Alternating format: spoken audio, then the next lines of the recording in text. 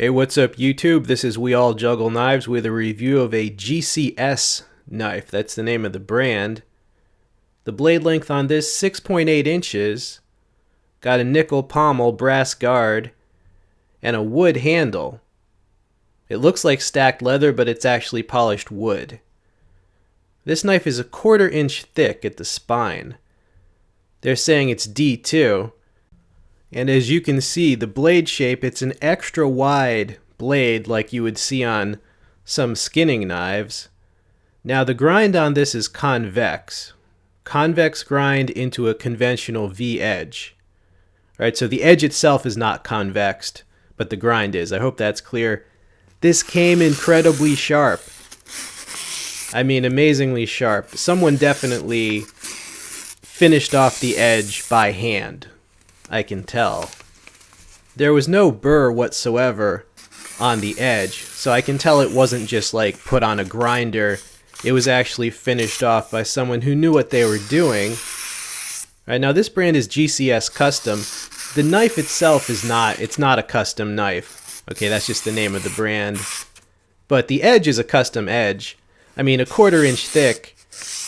I mean, keep in mind how thick this is when you see it slicing through paper like it was a Spyderco Delica or something. Very happy with the edge.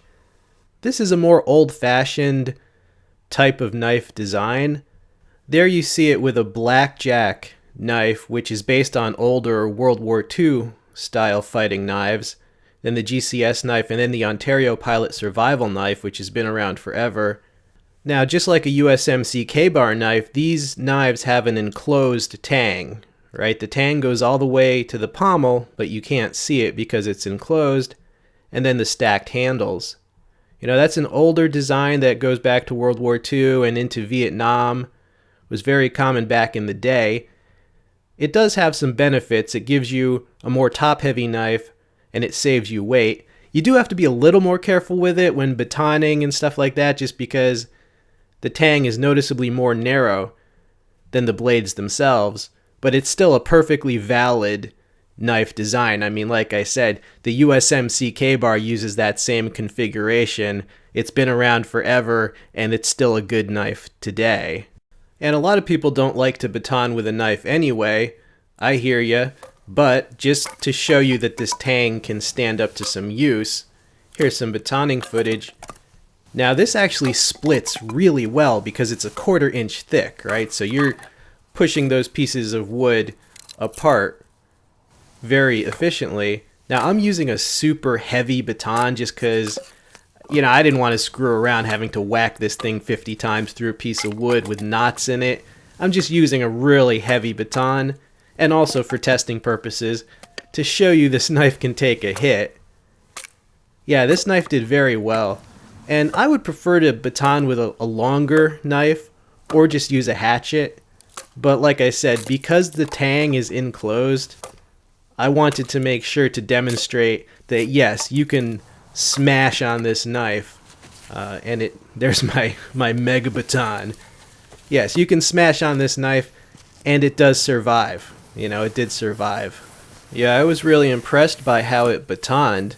And like I said, I usually prefer a longer knife because, for example, with the BK9, there's just a lot more knife sticking out for you to get a good solid hit on with the baton. But if you wanted to use this for whatever reason in a pinch, or you're just lazy, you don't want to carry a hatchet or something, this could serve. Now, there are many ways to clean and polish brass, okay? So don't be alarmed if, like, you know, the knife gets all dirty when I'm testing it. That's easily remedied. So here's some footage of making shavings. Now, this knife is not ideal. It's far from ideal for this task, simply because, you know, it's such a thick knife. It's kind of like making shavings with a baseball bat. And it's also a longer blade than you would need, right? If you were to compare this to most Mora knives, which are thinner and shorter, and you can make shavings much more easily with something like that. So the right tool for the task, but obviously it's a review. I wanted to show if for some reason you felt the need to make shavings with this knife. Maybe you just want to do everything with one single mid-sized knife. I don't know. You can get it done, like I said. it's a little bit awkward with this thick knife, but you can see my pile of shavings is growing there. Yeah, look at all the mighty survival skills you're learning here. I'm kidding, by the way, not a survival video, but a knife review. So yeah, I got into it after a while. I got some shavings down. You could make a fire, right? This comes with well, you'll see on the sheath, it comes with a little fire steel holder. So there's my little pile there. All right, well, you watched a video of shavings on YouTube. You're ready to survive now. You're ready to just go out into the wilderness. No further training necessary. All right, I'm kidding. Here is the sheath that it came with. You see it has that holder for a ferro rod. Got a belt loop. It's got 2 retaining straps. Now the rivets on my sheath were a bit tarnished, as you see, but other than that, it's a really nice sheath. It actually reminds me of like a custom leather sheath that you would have made special separately, right? So I like the sheath. I'm gonna clean those rivets. So final thoughts on this GCS knife. Well, I do feel I got my money's worth. It was $80 when I purchased it. But one thing you should know about this knife, the country of origin is listed as the UK, United Kingdom. However, with knives like this, some or all of the knife may have been made in Pakistan. Now, I have no proof of that, but to be honest with you, looking at the lineup of GCS, a lot of their knives do have features that indicate to me that they probably were made in Pakistan, or at least maybe the blades were, and then maybe the handle was put on in the UK, in which case technically it's from the UK, but you just need to be aware that there are several companies like this that do sell knives out of the UK where some or all of the knife was actually made in Pakistan. Now, does that make this a no-go?